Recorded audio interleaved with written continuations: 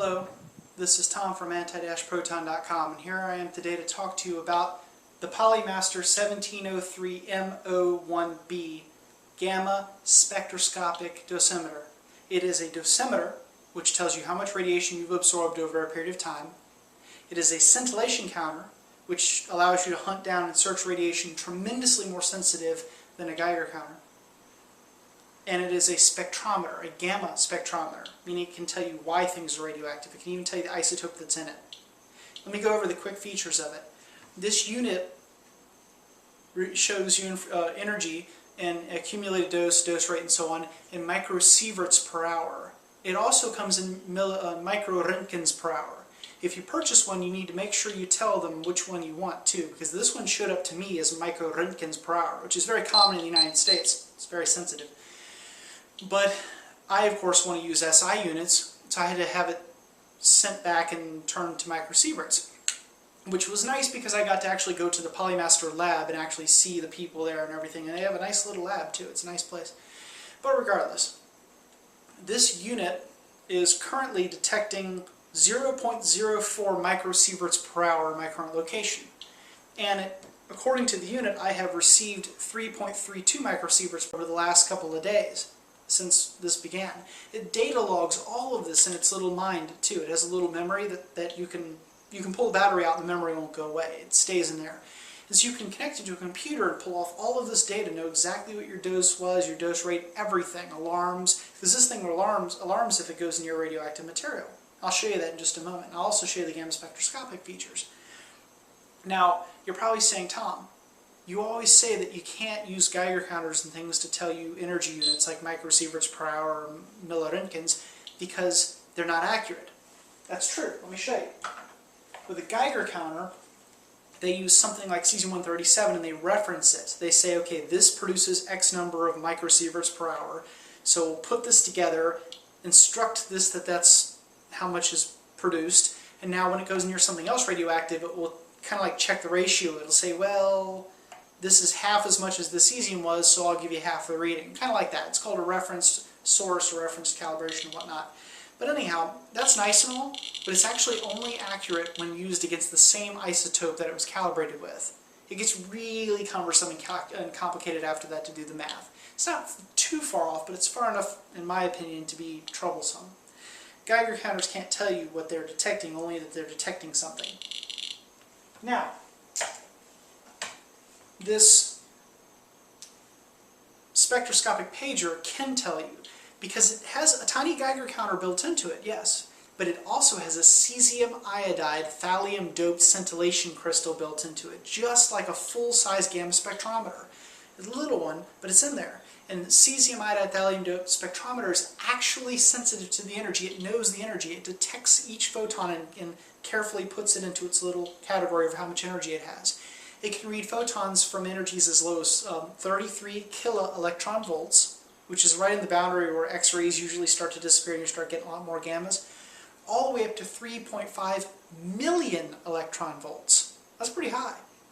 So it can tell all of that, and oh, look at it go. It's detected something. It's probably detecting that cesium I was showing you a second ago. If it gets too far back, it'll start detecting it. It does all of this off of a single AA battery that fits inside of it. That AA battery provides it 1,000 hours of use. 1,000 hours. Now, when it's connected to the computer, which it can do with Bluetooth wirelessly, it only gets about 60 hours of usage. And its sister unit, the 1703MO-1A, connects via USB. I prefer the Bluetooth. They're exactly the same price. The Bluetooth I find to be a lot more useful than the USB, but some people would like the USB. You can connect, pull all the data off, but you can do something more amazing. You can identify the isotope. Yes, you can do gamma spectroscopy and identify the isotope with this little thing. And I'm going to show it to you right now. I'm going to show you some uses of it too. But it's a wonderful little device. I should also warn you that there are lots of them that look like this that are sold on eBay and other places. And even Polimaster sells several other units that look like this. But only the 1703MO-1B and MO-1A can do the gamma spectroscopic stuff. Alright, now let's take this unit and put it through the works in the computer here and see what it can do. I'm in a common residential house, actually a better than common residential house, but regardless. Take a look. As you can see when you look at the screen, we're currently in search mode. That's what that little R means. You're in a search mode and it's very rapidly showing you exactly what's around you. The numbers change pretty rapidly. If you go near something radioactive, it changes. You can set it to regular dose mode, which will just tell you what the dose currently is, which often is the same as the other unit because it, see, wow, look at that, switch back to search mode. See, in search mode it jumped up pretty high there. Something excited it. There's actually some radioactive material pretty close to me, so that's why. The other thing you can do is you can hit the mode button here and set it to accumulated dose mode, and it will tell you how much radiation you have picked up per kilogram over the last, let's go back, over the last couple hours, days, however long since you last reset it. In this case, 3.33 microsieverts. Now, let us say that you want to adjust things. If you were, let's say you work around nuclear materials, or you work at a hospital and there's a lot of radiation around you and you don't want it to just go off all the time, you can adjust that quickly. Here's how you do it.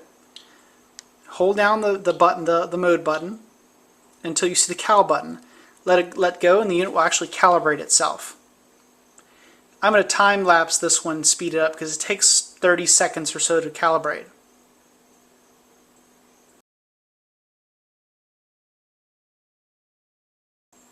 Alrighty, we're about calibrated now, and it should go back to normal any second. There it goes. Now it's calibrated for temperature, because it calibrates for temperature, very important with gamma spectroscopy. It's also calibrated for our background. What sets it off is A, the amount of dose you picked up. It has dose rates where you can tell it after I've received one full microsievert, I want you to alarm. It has 3 of those, with 3 different increments. It also alarms when it is put near a radiation field because of change in radiation. Not the amount of radiation, but change. Because if you're working around a nuclear reactor, you're going to be around a lot of radiation to begin with, and you're looking for change in radiation, not so much the amount. That's what this does. And it's very sensitive. Now let's connect it to the computer and see what we get. I'm going to push the mode button and cycle through that until I hit the Bluetooth on or off, and I'm going to select on. Now this unit will connect to the computer. So we're going to put it down. The actual scintillation counter is here in the back. Let me just give you a little once around of the actual unit. You can hook it to a charger that you can purchase if you want to. I didn't buy that. That's with the clip hooks if you want to put it on your belt, but I bought a pouch for it to go in. And it has an infrared link, by the way, too, so you can use the infrared regardless of whether you want to use the Bluetooth or not. So let's put this down, and now let's expose it to some things and see what we get. Alright, now let's see what you really wanted to see. The gamma spectroscopic features and the auto-isotope identification. Now as you can see, the background right here is between 7 and 9 counts per second. Let's start by calibrating the unit.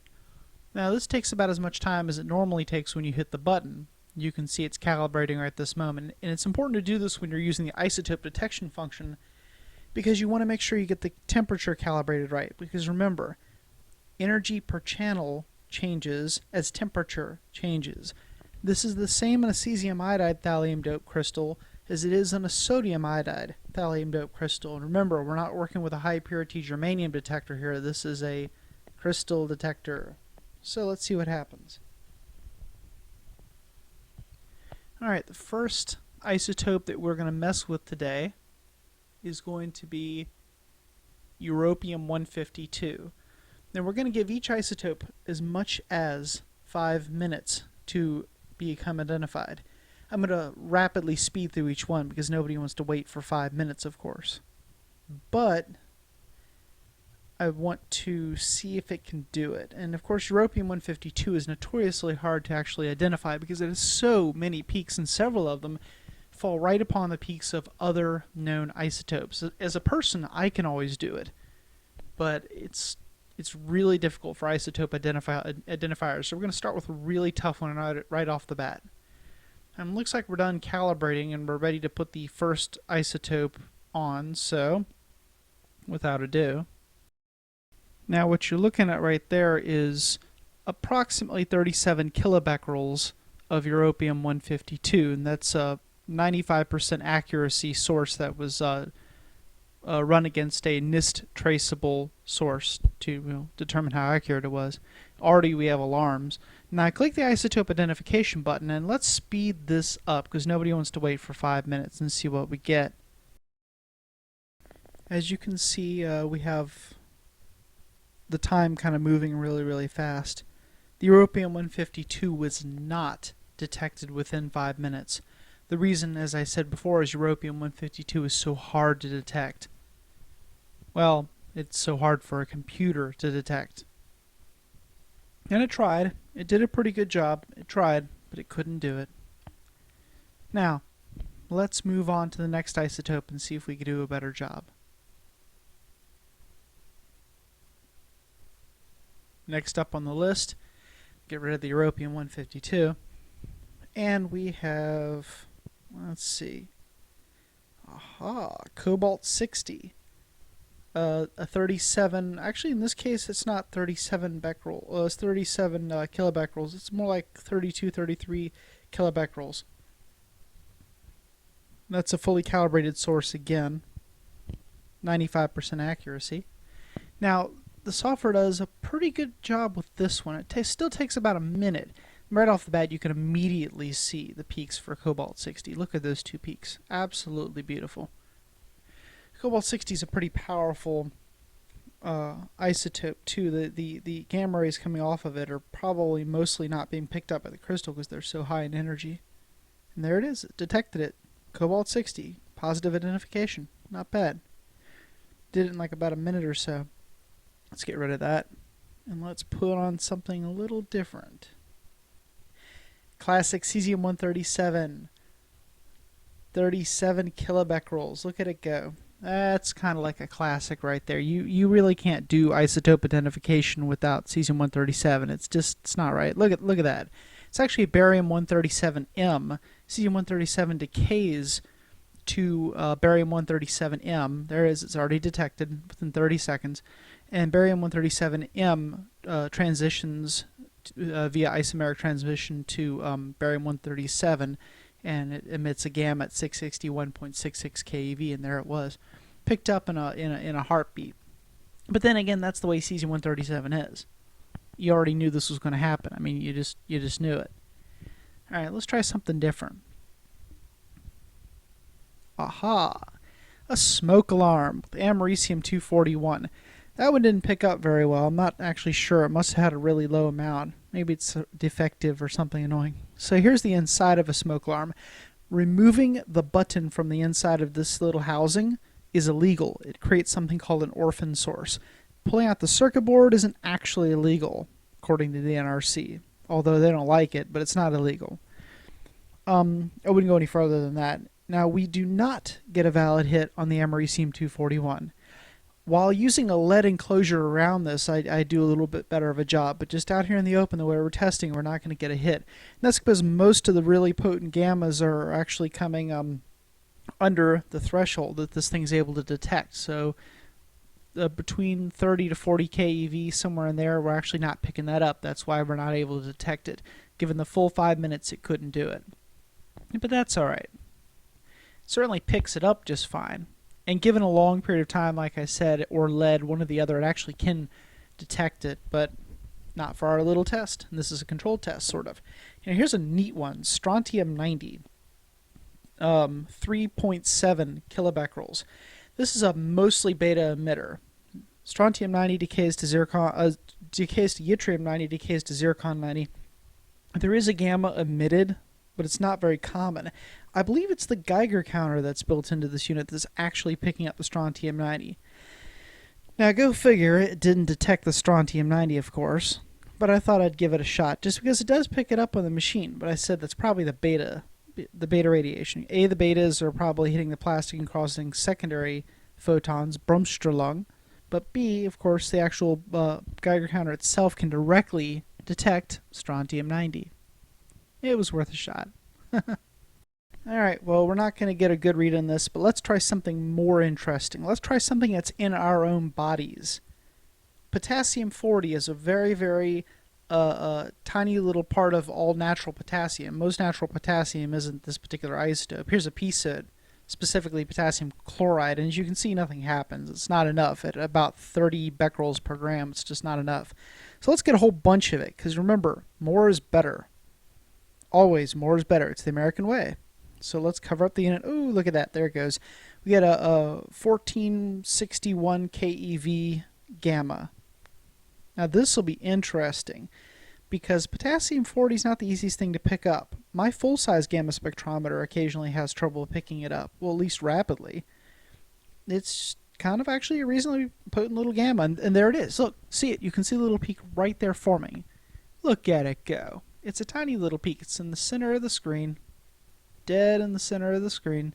Well, not quite, but close. And look at that. A positive detection. K40. That's potassium 40. Nice. Nice. Uranium. Now for some fun. These little tiny uranium chunks are actually pretty hot. I got them from United Nuclear. I also have lots of other uranium specimens. You know I love... Oh, look at that. It fell right off. Well, you know what? The only way to cure this is with a really big piece of uranium, like this gummite right here, which I wear gloves to hold. Now that will take care of it. Let's make sure nothing gets dirty now, because we don't contaminate anything. You all know I love uranium. I mean, I own naturaluranium.com, right? So I guess it means I have to love uranium. Uranium turned out kind of interesting when I ran it. Let's see. Let's let you guys take a peek.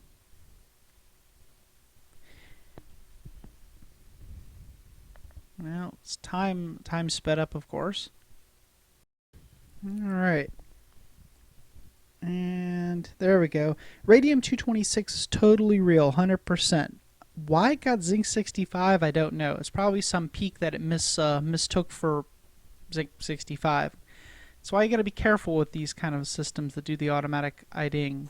Well, as you can see, it's actually quite good at reading many different radionuclides. Let's go hunting for a second, though. Let's deactivate the PC function. Cut that off. Let's hunt and see if we can find something radioactive inside of the house, some more realistic thing besides a cobalt-60 or cesium-137. And in fact, let me move my cesium-137 out of the way. And let's take this unit and let's hunt for something. I'm sure we can find something radioactive. Let's detach from the mount. Let's hunt for something. And there's a Geiger counter. According to this Geiger counter, there's nothing over here really radioactive. Not really. Oh, look, it's picking up something. Barely. I wonder what it could be. Could it be this compass?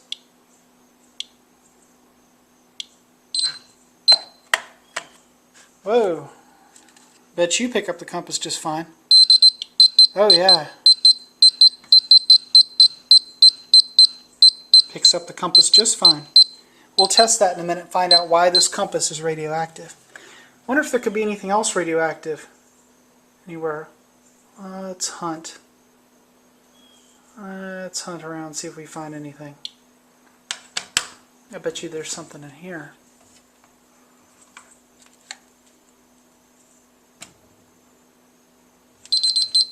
Ah, here's something. What's this? Oh, look at that. A lantern mantle from camping. I wonder what could make that radioactive. Well, let's find out. Let's hook that up to the unit.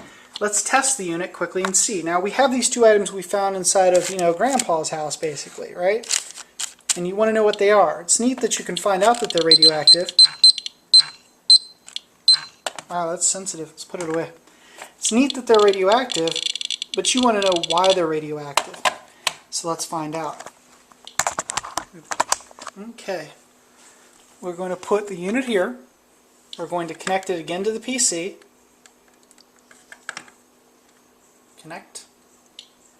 Now we're going to take this lantern mantle, courtesy of Geo Electronics, which is where I purchased it, and we're going to see what we can do. Now remember, if you need a Bluetooth unit for this, you can actually buy a little tiny nugget like this little guy right here for about 12 bucks that connects you to Bluetooth, even if you don't have it.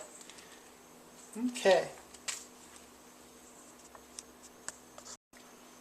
Alrighty, so we're connected to the PC now. Let's take this lantern mantle and put it on top of the Polimaster, which of course goes bananas.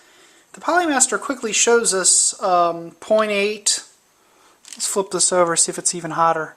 0.8, 0.7, 0.8 again, microsieverts per hour. Let's take a look at the computer and see what the computer thinks.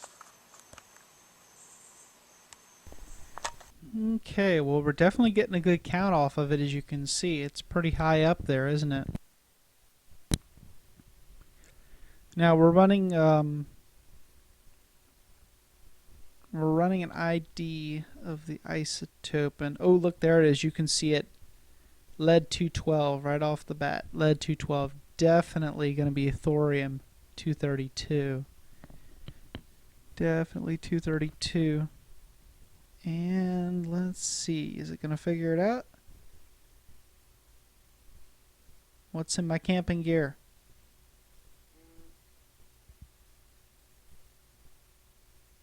Thorium 232 and thorium 228. Definitely thorium decay series. Alright, so now we know that this is a thorium lantern mantle. Of course we already knew this anyway, but this is a thorium lantern mantle. That's what's in it. But what about Grandpa's compass? What could possibly make it so radioactive? Let's find out. By the way, you don't have to put this on top. You can put it nearby. I like to put it on top or really close by like this because it gets better readings when you do it this way. That's a good way to position this. How about like that? I find it works better this way, but you don't have to. Anyway, let's take a look at the computer and see what's in this.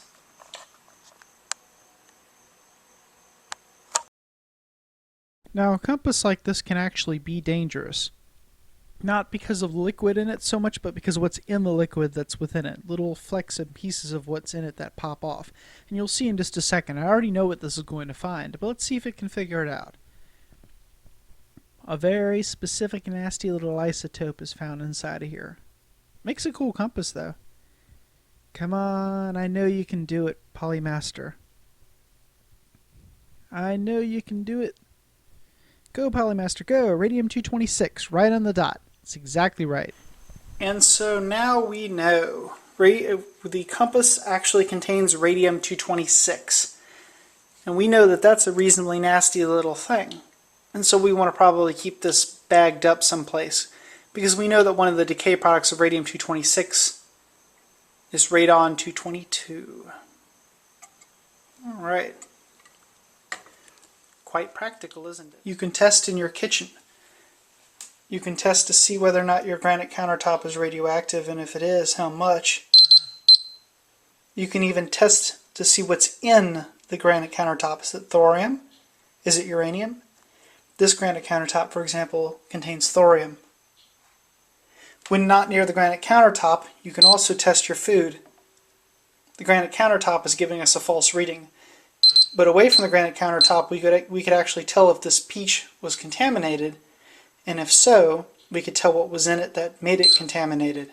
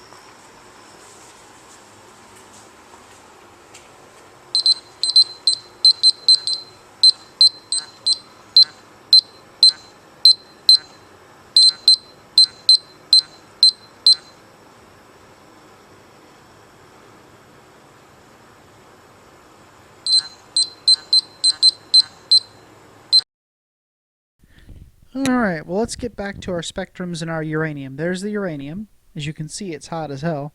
The Geiger counter's flipping out about it right this moment. The Geiger counter detects alpha and beta radiation, so it's really going crazy. But it still has no idea what it is. Luckily for us, we can see what it is. Alrighty. Now you can put a lot of other interesting things in there as well, too.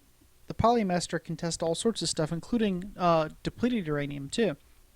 Check this out. These two guys have depleted uranium in them.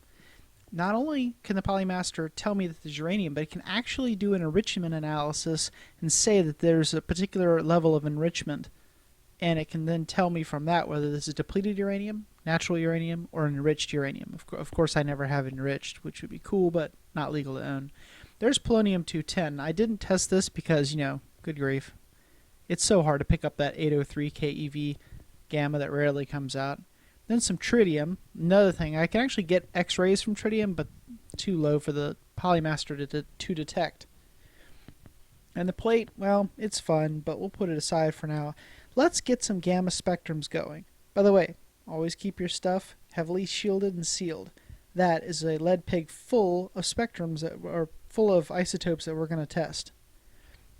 Alright, so we put the first isotope on, and we'll see what we can get in a gamma spectrum.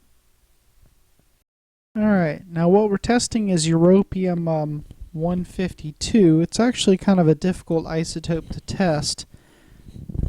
As you see here in the spectroscopic function, we have 0 to 511 channels. That's 512 total. And the total energy we get to look at is actually pretty high when you think about it. Let's see here. Let's switch over to the energy function so we can see that. And we're actually getting anywhere from 40 keV to 3726 keV, which is a lot of energy to look at. And look at that. We can go from linear to logarithmic view and back again. We're in a linear view right this moment. You can identify each one of the little peaks and see what's in it. And all the characteristic peaks exist. We just saw the 344 keV peak. I'll just skip past that one pretty fast. There's many peaks to europium 152, at least 10 major ones. You can move around and zoom in and look at all kinds of interesting stuff. It's not as fully functioned as like the UCS 30 from Spectrum Techniques, but it's portable and runs off a AA battery. So there's a lot to go for it. Everything's auto-scaling too. Not a bad little piece of software. Let's do the isotope identifier. Now here you see something really, really, really weird happen.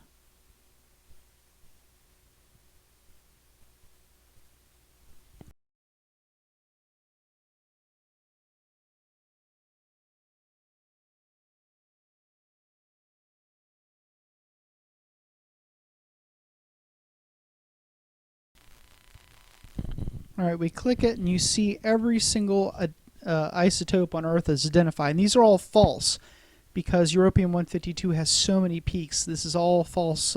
These are all false ones, except for that one right there. That's actually funny, actually is correct. Here's a list of things that were explicitly not found, which is kind of a nice feature to have. Europium 152 is terrible. I really shouldn't have put the machine through that. That was just mean of me. But, sometimes you have to do it because that's what you have to do. Now let's take a peek at these things. You can see 320 is actually 344 keV, 215, 217 is actually 244 keV. That's probably background. There's lots of different peaks that are shown here. 726 is probably 778, 939 is probably 964. And look at this guy over here, 1374 is probably like 1299 or something like that, but there you go. Such is life when you try to pick up something like europium 152 with all of its peaks. We're going to try something a little simpler. This is cesium-137, and you can see the 661.66 keV peak dead on the center. See that giant peak? Look at that thing right there. And we're off a little plus or minus, and the software's pretty decent about figuring that out. It's off by a little bit. As I said, gamma spectroscopy is a science and an art. Got a little thing over there. Who knows what particular isotope popped that one off. Cesium-137 is kind of a common isotope. Everybody messes with it. Lots of stuff is calibrated by it. It's actually an interesting scenario where cesium-137 decays to barium-137, but it decays to what's called a metastable isomer called barium-137M. barium-137M wasn't decay. It actually transitions to barium-137 via something called an isomeric transition, in which it emits a 661.66 kiloelectron volt gamma. It's a photon. It comes from the nucleus, so it's called a gamma, as opposed to coming from the electron shells, which would which would make it a X-ray. Actually, there are X-rays produced. There's a really common set of them around 32 keV from the K alpha 1 and K alpha 2 shells. But anyway, let's see if the isotope identifier figures it out. Yep, there it is. It figured out cesium-137. No problem. It shows some other stuff, suggests that it might find other things, but it got the cesium-137 just fine. You can see the Compton edge too, and a little bit of what may be the backscatter peak. Neat. Well, let's switch to another isotope now. Look, you can see the list of what it's not, what it didn't find too. All right.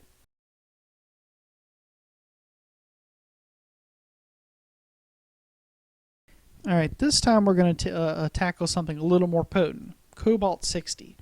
Now, cobalt-60 emits two really powerful gammas, one at 1173.2 keV and the other at 1332.5 keV. And there they are. There's the 1173.2, and over here is the 1332.5 keV peak. That is definitely cobalt-60. It's easy to identify. It's actually pretty potent too. It's over the 1022 keV double electron rest mass mark, so it's pretty powerful stuff. It can penetrate an atom without too much trouble. Nasty stuff, and I only keep a little bit of it on me, only about 37 kilobecquerels. Actually, it's more like 33 or 34. I have to look at the sample. It's been calibrated against a NIST traceable source, measured on a high purity germanium detector, yada yada yada. It's 95% accurate, and it's not 37 kilobecquerels. I keep saying that. It's actually like 33 or something to that effect. I'd have to take a peek. And let's see. Yep, there we go. Cobalt-60. Again, another easy one for the system to figure out. Cobalt-60 is easy to find, and it's been recently found in pets dishes in some random pet store. I can't remember which one. You got to watch out for cobalt-60. It gets out there a lot. It's a nasty one, and you got to look for it. So this is good at finding it. Let's try something a little different now.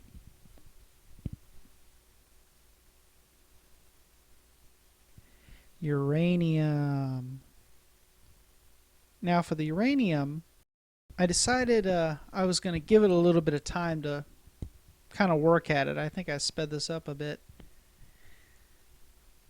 Uranium is somewhat like europium-152, at least with the auto isotope identification software. It kind of freaks out a bit because there's so many different peaks involved in uranium, and there's a lot of alpha and beta radiation. And I know alpha doesn't go particularly far or penetrate far, but when it hits the plastic and the housing, it brumstrelungs. Basically, the alpha particles slow down. They have a change of momentum. Change of momentum causes the emission of a photon because the energy is conserved. And the result of this are just all kinds of goofy things all over the actual detector. I mean, this is always an annoying problem, and I probably should have put a beta shield up like I usually do, a Z gradient beta shield, but I decided to be mean and see what the machine could do. Actually, I've been pretty impressed with it so far. The Polimaster has been absolutely really good at everything it does. And I mean, I've been just mean to it with all these little tests I'm doing without any nice filters or anything like that, without lead shielding, just kind of tossing it on there and seeing what it does. Mean, mean, mean. Giving it only 5 minutes and all that sort of stuff. But you know what? Whatever. That's the kind of cruel, heartless person I am. Besides, I want to put it through its paces. And look at that. You can see the peaks right off the bat. They're forming nicely. Look at that bismuth peak. Look at the bismuth 214 peak. And if you're not into gamma spectroscopy, you're thinking to yourself, what the hell is he talking about? What is it, bismuth? Don't I drink that stuff? Yeah, you do. But anyway. All right, let's zoom in, which is something we can do,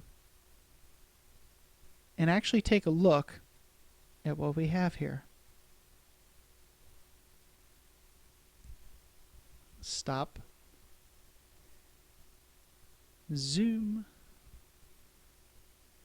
to the wrong area. Let's move over to where we need to be. Look at that 609.31 keV bismuth 214 peak. Oh, let's get back to that again. Come on. There we go. There it is. 609.31, bismuth 214, 351.92, lead 214, 295.21, lead 214, 241.98, lead 214 again. And then back over there someplace I think I saw radium 226 at 186.1. The rest of this stuff's probably uranium 235 and background. Wow, look at all that. That's straight up uranium. No doubt. But let's see what the autoisotope identification feature does. Well, it got the radium 226 just fine. That's not a problem. Look at all this other garbage. But it says uncertain, very uncertain, and so on. So that's perfectly fine. You can kind of toss those out. They're not really particularly applicable to what's going on right this moment. If we had enough uranium 235 detected, see there's a little bit. If they had a little bit more of that, it would have actually done an analysis of enrichment and said that this is the correct enrichment to be natural uranium as opposed to enriched or depleted uranium. So I guess if you give it a little bit longer, that would have actually worked out nicely. Look at that. It even gives you suggestions of what to do. And it says what's not found. Obviously, bismuth 207, cobalt 57. Why would it find something like that? Never trust an autoisotope ID program for the fine details. They're great to use. They're awesome. But always use a human eye. Remember that guy that put out the video saying he'd found cobalt 58 or something, and it was very obviously cesium-134? Good example. Always be careful, because you never want to get bitten that way. But it's still a handy feature to have, don't get me wrong. Very handy feature to have. Okay. Alrighty, well I'm going to clear out my data log file and let you guys see the data as it's logged because the machine keeps a store of everything it's ever done. Look at all that data. In closing, I would like to say that the Polimaster 1703MO-1B is absolutely just a tool that I cannot live without. It is a tool like a hammer or a platypus. It is top notch. It is the best. To be able to take a small spectrometer with me, to be able to set it up in a hotel, to be able to set it up at my table while I'm eating dinner and test my dinner before I eat it. When I go to Japan, I can actually wave this over my food and test it, and people will think it's a pager and not even realize. It won't even insult them. With a pocket PC connected to it nonetheless. What more could a person ask for? This is an absolute dream thing, but just remember, when you buy one, if you do buy one, make sure that you tell them microsieverts or micro-Roentgens. Make sure you tell them which one you want, or else you're going to get whatever one shows up. Oh yeah, and it comes in a Pelican case too. You can't really knock anything that comes in a Pelican case. That's pretty awesome.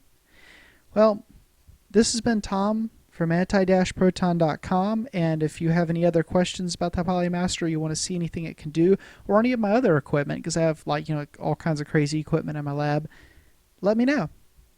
Alright. Oh yeah, and by the way, just for giggles, I should point out that the Polimaster people have nothing to do with this video whatsoever. They didn't pay me or help me or anything. I don't even know if they know I'm doing it or not. Who knows? Who cares? Because it's been pretty complimentary. So this is Tom from anti-proton.com and naturaluranium.com. Bye-bye.